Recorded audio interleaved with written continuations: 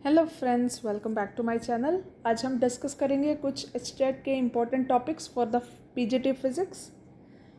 ऐसे टॉपिक्स जिनमें से हर बार क्वेश्चन आता ही आता है, लाइक 100% गारंटीड क्वेश्चन आता ही आता है।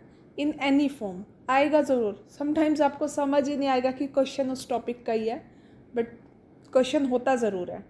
तो लेट्स सी कुछ टॉपिक्स जो अब लास्ट डे में आपको 2-3 आवर्स दे के आपको करने ही करने पड़ेंगे। Starting with the +1। देखो, एचटेट इज़ फॉर +1 एंड +2। अगर वही आपने कंप्लीट नहीं की तो मैक्सिमम 40 to 45 क्वेश्चंस वहीं से कवर होते हैं। तो अगर वही कवर नहीं की तो फिर कोई फ़ायदा नहीं है आपको पेपर देने का, क्योंकि कुछ क्वेश्चंस आप अटेम्प्ट ही नहीं कर पाओगे। कुछ यहाँ पर ऐसे स्टूडेंट्स हैं जो जस्ट बीएड करने के बाद पेपर दे रहे हैं। अब ऐसे स्टूडेंट्स ने +1 +2 को रिवाइज़ ही नहीं किया होगा। और जो हमारे टीचर्स हैं उनको तो पता होता है कि क्या +1 में है और क्या +2 में है, उनको बेसिक नॉलेज क्लियर होती है। बट उन स्टूडेंट्स के लिए स्पेशली जो जस्ट बीएड के बाद पेपर दे रहे हैं या जस्ट एमएससी के बाद पेपर दे रहे हैं, जिन्हें नहीं आइडिया कि +1 +2 में से कहाँ से क्या टॉपिक हाथ भी लगाएं, तो एक दिन अपना टॉपिक्स नोट करो और एक दिन दो इन टॉपिक्स को करने में। Starting with the first unit of the +1, मैं उसी सीरीज़ में चल रही हूँ ताकि आपको कोई प्रॉब्लम ना हो। जो फर्स्ट यूनिट है, बेसिक यूनिट है +1 की, उसमें हमने 2 टॉपिक्स करने हैं, एरर और डायमेंशनल एनालिसिस। एरर तो हम प्रैक्टिकली जो हम लैब्स में करते हैं वहाँ एरर निकालते हैं, बस वही चीज़ें करनी है। डायमेंशनल एनालिसिस में कुछ मेन डायमेंशंस याद कर लेना, डायरेक्ट डायमेंशंस ही पूछ लेते हैं वहाँ से। उसके बाद वेक्टर में डॉट और क्रॉस प्रोडक्ट, इसका डायरेक्ट क्वेश्चन कभी नहीं आता, लेकिन मैक्सिमम क्वेश्चन में हमें डॉट प्रोडक्ट और क्रॉस प्रोडक्ट का जो फॉर्मूलाज हैं वो यूज़ हो जाते हैं। रिजल्टेंट वेक्टर कैसे निकालते हैं ये चीज़, तो वो कर लेना। नेक्स्ट है प्रोजेक्टाइल के लास्ट में फॉर्मूलाज करना, जैसे range, time, height, maximum velocity, ये सब निकालने के फॉर्मूलाज याद कर लेना यहाँ पे।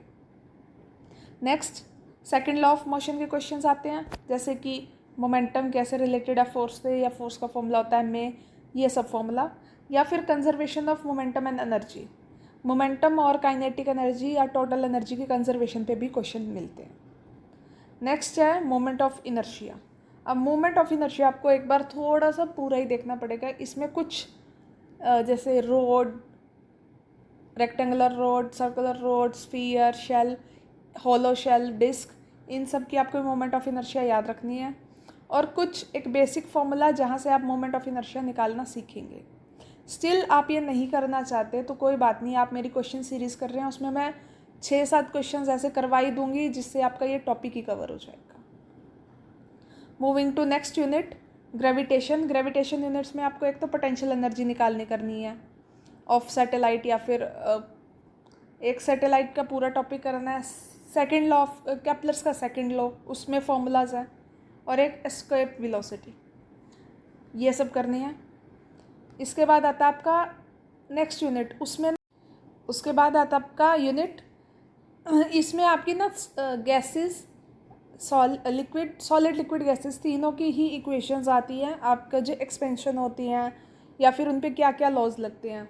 सबसे पहले तो आपको स्ट्रेस स्ट्रेन करना है, उसमें बहुत सारे मॉडल्स होते हैं, बट यंग्स मॉडल्स का अक्सर क्वेश्चन है, मतलब 4-5 क्वेश्चन आए हुए हैं यंग्स मॉडल्स पे, तो वो प्रीवियस ईयर से भी आप देख सकते हो किस टाइप के क्वेश्चन हैं। नेक्स्ट हम लिक्विड की बात करें तो आपको उसमें करना है Archimedes principle. Archimedes principle is that principle कि जिसमें से शायद ही हर साल क्वेश्चन ना आता हो, हर साल क्वेश्चन आता है। Pascal's law, equation of continuity, ये सब करने हैं, सिर्फ इनके फॉर्मूलाज करने हैं। नेक्स्ट थर्मल प्रॉपर्टीज़ में एक्सपेंशंस, जैसे लीनियर एक्सपेंशन, सरफेस एक्सपेंशन और फिर हमारी वॉल्यूम एक्सपेंशन, इनमें से भी क्वेश्चंस देखने को मिलते हैं। फिर थर्मोडाइनमिक्स में से तो 3-4 क्वेश्चंस भी देखने को मिल सकते हैं। एक तो फर्स्ट लॉ पे, स्पेसिफिक हीट पे, इस टाइप के क्वेश्चंस देखने को मिलते हैं वहाँ पे। फर्स्ट लॉ में सारी इक्वेशंस कर लेना, और स्पेसिफिक हीट के कितने रिलेशंस होते हैं आपस में वो सब कर लेना। कौन सी मोनोएटॉमिक, डायएटॉमिक, ट्राइएटॉमिक, किस गैस की कितनी स्पेसिफिक हीट होती है, ये सब करना है वहाँ पे। नेक्स्ट आता है काइनेटिक थ्योरी ऑफ गैसेस। इसमें आता है सिर्फ परफेक्ट गैस इक्वेशन का क्वेश्चन, इधर उधर से फालतू क्वेश्चन नहीं आते, लेकिन ये क्वेश्चन बहुत इंपॉर्टेंट आता है। रिलेटेड टू थर्मोडायनामिक्स, इस तरह के क्वेश्चन आते हैं इसमें। नेक्स्ट है आपका simple pendulum, SHM, damped oscillator और डॉपलर इफेक्ट। चारों से क्वेश्चन आता है। चारों में से कभी हर बार किसी 2 या 3 में से क्वेश्चन आता ही आता है।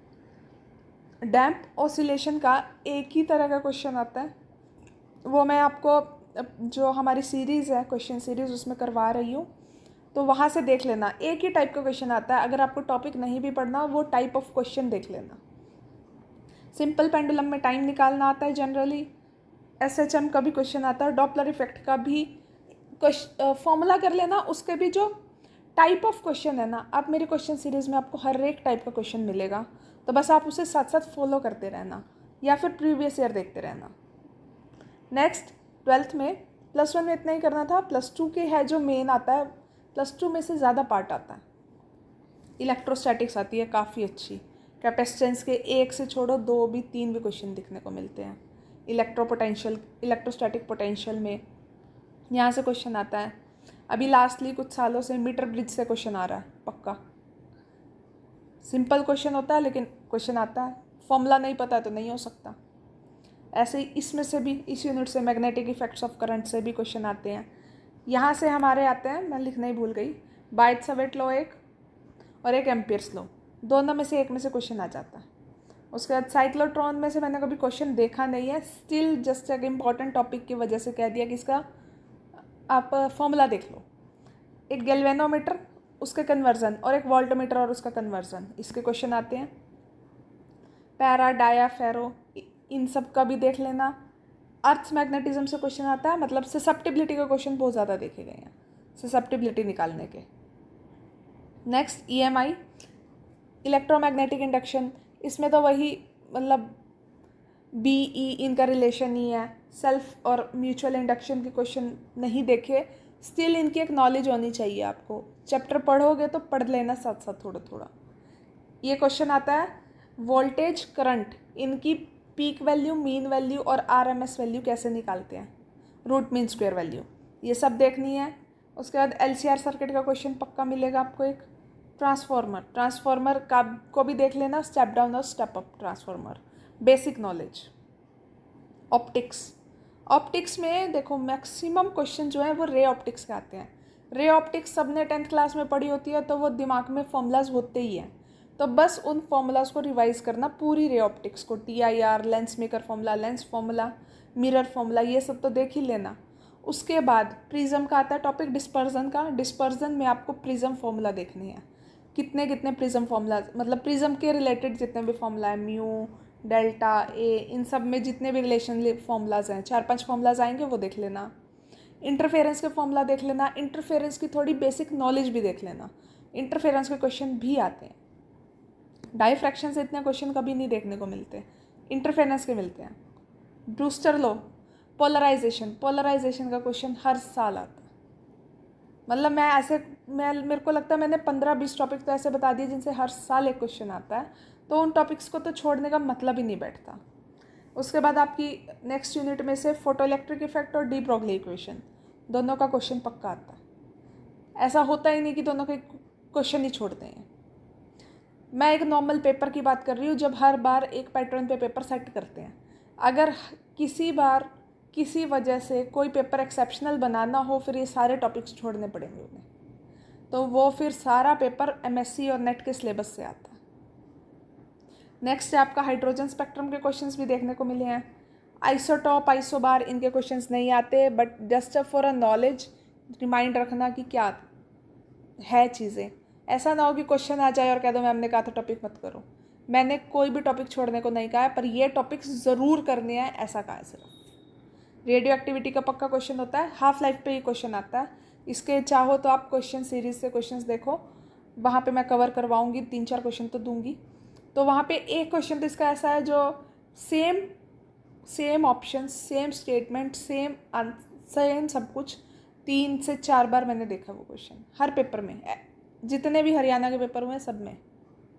उसके बाद mass defect, last but not the least, अब तो ये यूनिट कट गई है बट ये हमारे पेपर में अभी भी आती है। जनरली ये यूनिट कट चुकी है सारे बोर्ड्स में से, बट ये यूनिट हमें अभी भी करनी है। गेट्स करने हैं, बाइनरी गेट्स, ट्रांजिस्टर और बाइनरी एडिशन। गेट से और ट्रांजिस्टर से क्वेश्चन आते हैं। अगर किसी को ज़्यादा नॉलेज है इसकी, जेफेट और मॉसफेट कर लेना।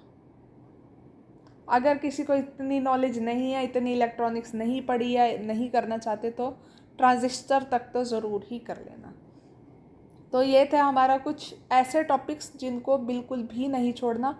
छोड़ने का मन करे तो इनके सिर्फ फॉर्मूलाज तो ज़रूर देख के जाना, और इनसे रिलेटेड क्वेश्चंस, हर पेपर में इनसे रिलेटेड क्वेश्चंस हैं, प्रीवियस ईयर पेपर उठाओ ज़रूर करो। एंड जो बिल्कुल भी प्रीवियस ईयर को हाथ नहीं लगाना चाहते तो उनके लिए 2 या 3 पेपर बता देती हूँ जो ज़रूर कर लो। एक तो 2020 वाला पेपर, वो बहुत अच्छा पेपर था, बहुत अच्छे क्वेश्चंस थे, बहुत ज़्यादा कॉन्सेप्ट्स कवर होंगे। एक 22 का, इन दोनों पेपर से आपके जितने कॉन्सेप्ट्स कवर हो जाएंगे ना, उतने किसी पेपर से नहीं हो पाएंगे।